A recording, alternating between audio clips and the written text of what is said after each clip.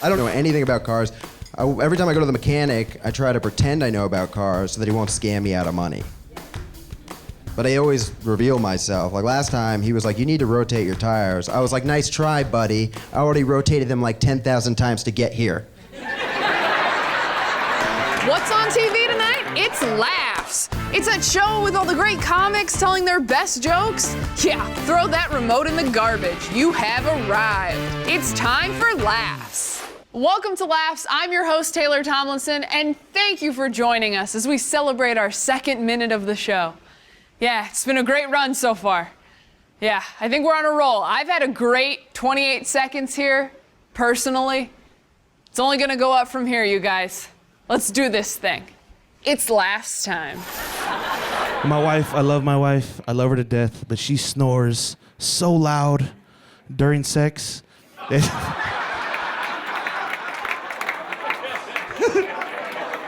That's a joke. There's no way you're asleep when all this is on top of you at one time.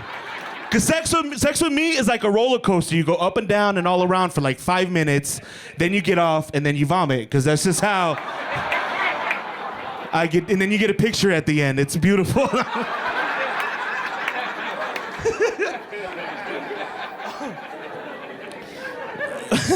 But we have our fights like every other couple does. And she's Mexican, so I don't like try to piss her off too much. Like we don't go to bed angry because I'm afraid she'll kill me in my sleep. And I know when I really messed up because she'll go to the bathroom and redraw her eyebrows into a scowl.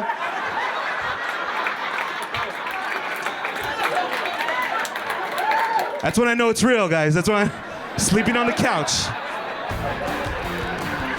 So my wife and I just celebrated our 4.5-year anniversary. Thank you. Yeah, it's a big one. A lot of people say after 2-3 years of marriage, that's when a lot of couples decide to start having kids. Okay, that's nice. My wife and I, we've talked about this. We agree. We're not ready for kids. Okay, not even close. Incidentally, we actually have 2 kids. Yeah, we're not ready for them, but we have them. Got one of each. Yeah, my oldest is one of those little girl ones. Have you seen these things? Oh, they are cute. Well, ours is cute. Some of them are, you know. I've seen some duds. Oh, we got a good one. She's beautiful. She looks just like my wife, like exactly like my wife. And my wife likes to joke around that I'm not the father, and we laugh. Oh, it's good. Yeah, and it never gets old. I like it. It's very funny. I remember when my wife was pregnant with my daughter, she was so scared, she was terrified of the delivery, of the birth. And she handled it like a champ, and I knew she would, because it's true what they say about women. You know, women have an extremely high tolerance for pain. It's incredible. Which I think is kind of weird, considering they have such a low tolerance for mild inconvenience.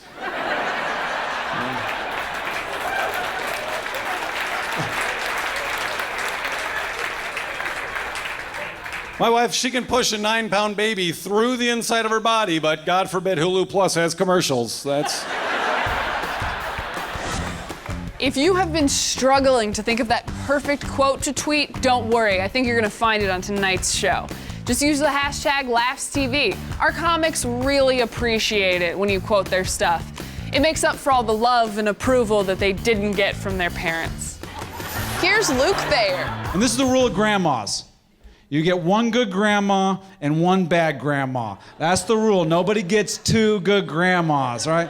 If you think you got 2 good grandmas, one of them is doing something horrible in her basement right now that you do not know about, right? Like, I have a grandma, she has a dog that she loves more than her grandchildren. She smokes around everybody because secondhand smoke, that was invented by liberals, you know? She drinks around children because life is hard. It's time they learn about some of the solutions. You know? That describes my good grandma.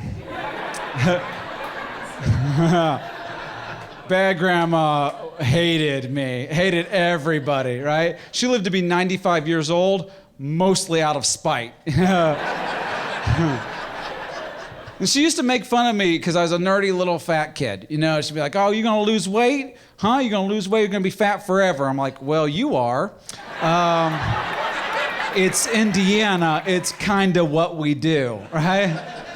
And I've got that kind of thing. Like, oh, I've lost weight, but I still have that, overweight brain. You know, I look at ice cream the way a lot of guys look at women. I'm like, I want you inside me, right?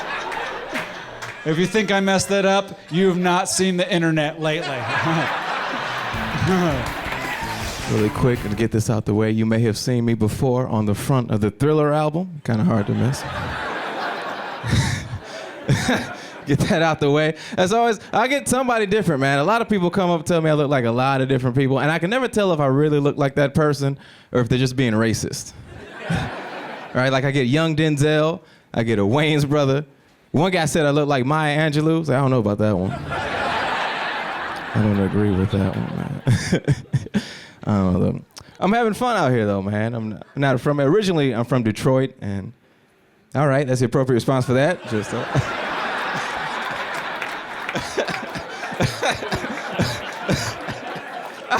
I hate telling people I'm from Detroit, man, because every time I do, they act like I just said a family member passed away.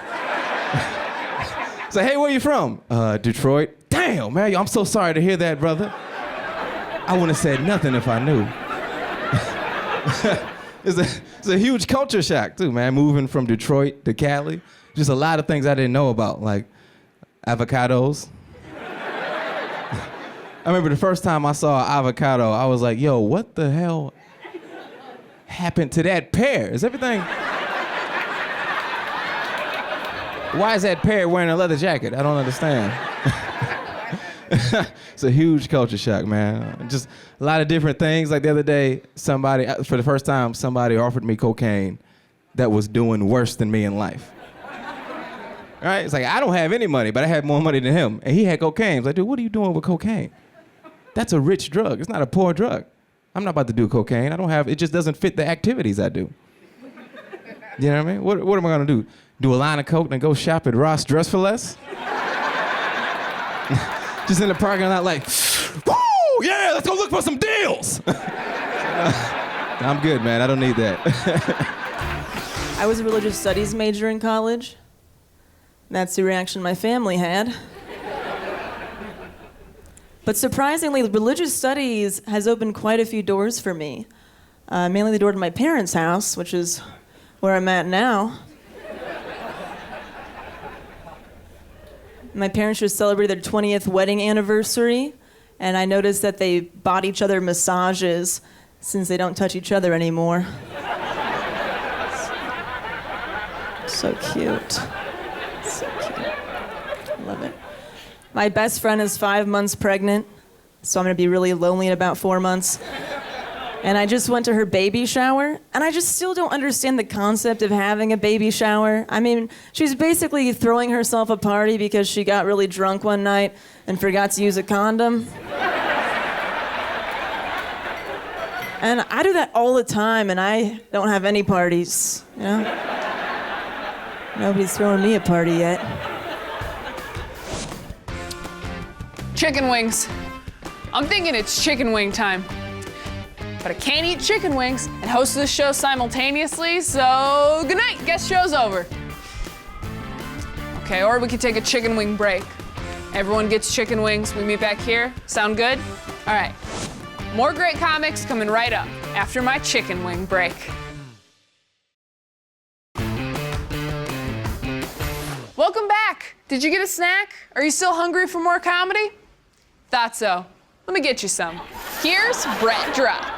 Favorite comment I've ever gotten on the internet is I put a video of me doing stand-up up on YouTube. Somebody wrote, "Is he Jews?" I've been asked if I'm Jewish before. Nobody's ever asked me if I'm multiple Jews. I like to think he was coming from a good place. He was like, this guy's too funny. There's no way there's just one Jew in there. You ask him.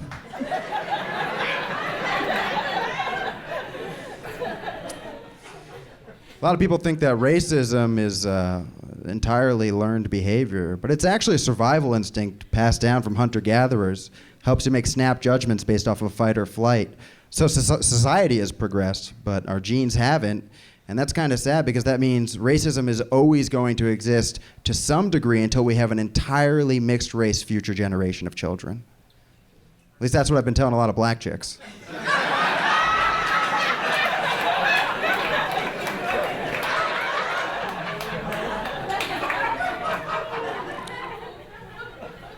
You guys ever feel bad for the other walls in China?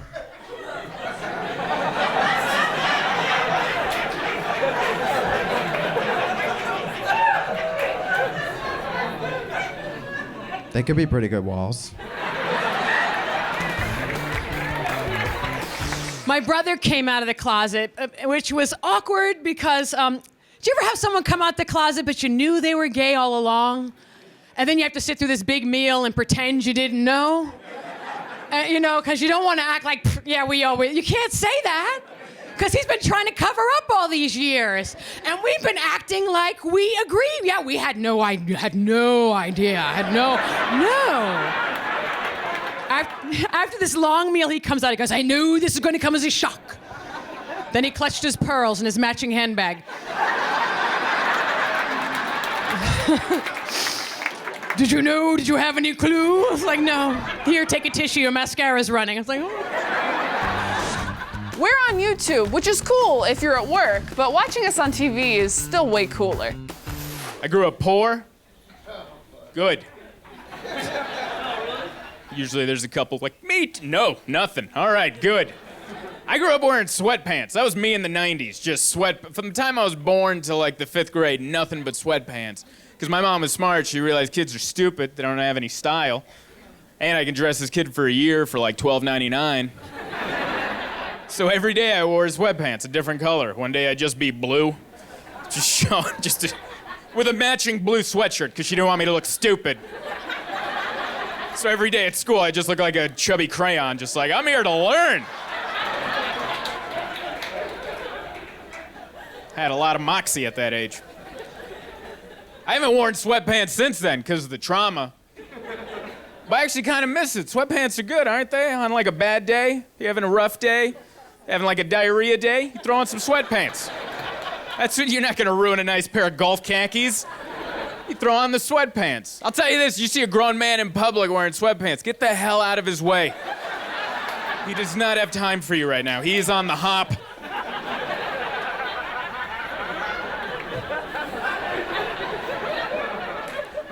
I miss it, man. I was at the mall because I wanted to get some sweatpants for like a bad day. But they don't make the sweatpants I grew up with. They make these new sweatpants. I don't know if you've seen them. They're like tight around the leg and the ankle. They're very tight. But then they're baggy in the crotch and the ass. They don't even look like sweatpants. They look like you put on a sweatshirt as pants. Like you just put your dumb legs through the sleeves and we're like, nope, those are the pants. And I'm like, they are not. Whoever designed that saw a homeless man on his worst day. He's like, I should sell that at the mall. You should not. Would you even know we were going to a commercial break if I didn't tell you? Or would you just think, is this online university lady a part of Laughs or is it an ad? I don't know. I think I'm gonna not tell you where our show ends and begins and gonna let you guess. So, is the show back on, or are you watching a commercial? It's a commercial. Hi, I'm Taylor Tomlinson, and you can catch me on Laughs every weekend right here. I'm just kidding. It's the show. We have more funny stuff coming up. Here it is. Oh, I love drinking. It's my favorite. Drinking's changed, though, for me lately. Like when I was in my early 20s, I'd go out with my girlfriends, and nobody cared what you did for the night. Nobody even did the rhyme back then. It wasn't like, is it beer before liquor gets you sicker? Or is it liquor before beer gets you pregnant? Like, nobody even did. Nobody cared. You just drank anything. You just drank whatever Chad's buying at the bar. That's what you drank. You just mixed it all. Clear liquor, brown liquor, purple drink that some nice guy named Jerome offered you outside the strip club. Yeah. It's a lot more fun. No responsibility. Well, there were some responsibilities. Just one girl, she was the mother hen. She just had to make sure that no one in the group got Cosby'd. So we had some... Drinking now, though, when I try to get my girlfriends to get together and go out, it's like once every 8 months, maybe, if you can. A lot more responsibilities now, a lot more rules. There's one girl, she's got the app on her phone. She's trying to figure out if the wine's gluten-free. Got another girl, she's like timing it, trying to see how long it's been since Meg breastfed, because we don't want to get the baby drunk again. Very different. And all the girls are like, oh, we've got 5 people here? Okay, we're gonna split 1 bottle of wine. And I'm in the back like, no, I'll have a bottle of wine to warm up. You can do whatever you want. I'm just looking forward to like being in my 40s when all my friends are divorced and they're back to being drunken whores again. That's what we've got some in here. Here's what I've learned about myself. I'm pretty down for whatever in the bedroom, but you gotta like run stuff by me first. You know what I mean? Like I gotta have like a checklist, you know? I don't like surprises. I was with a girl one time, I don't know where, she was like, choke me. Huh? What? She goes, choke me. Okay. Harder. You're gonna pass out. This isn't a good idea. I won't be here when you wake up. I'm not doing 7 to 10 for you, right? You ever have them choke you back? That'll mess your night up. You're not expecting that ever, okay? Ladies, you have to warn us. We're competitive by nature. We'll choke you out. We don't care. Choke me. You got it. Not today. You almost there? Hey, babe. Hey, sweetheart. I gotta get out of here. What happened last night? I don't know. You fell asleep. We were watching CSI. It's so good to hear from you. Time for a commercial, or is it? I'm never gonna tell you. Tom Simmons is up next. Or is he? Oh, no, I'm kidding. He's here. No, he's not. No, he is. I'm done. I'm sorry. We'll be right back.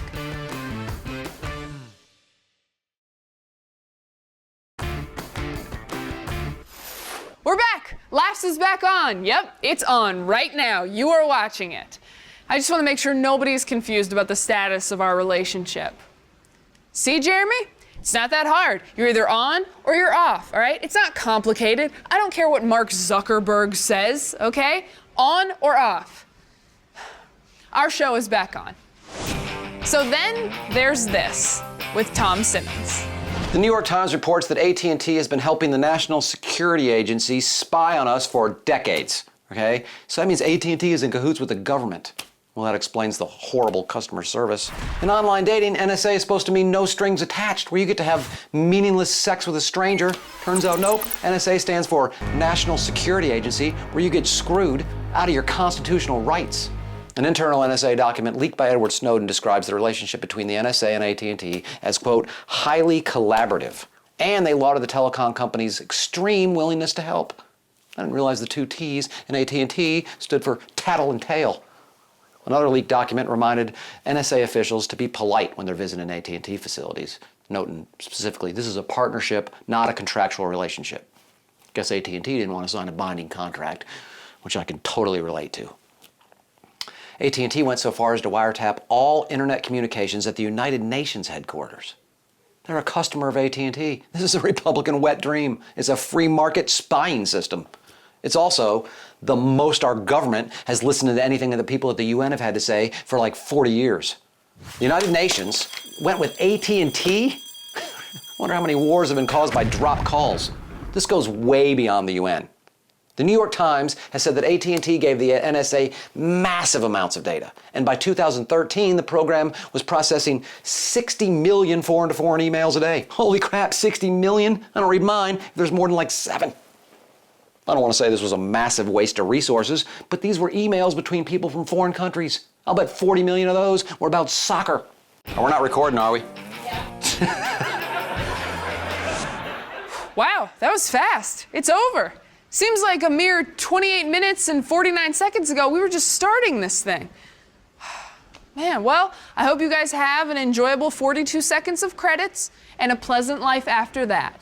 And just think, you only have 6 days, 23 hours, and 30 minutes left until the next episode of Laughs. I'll see you next week.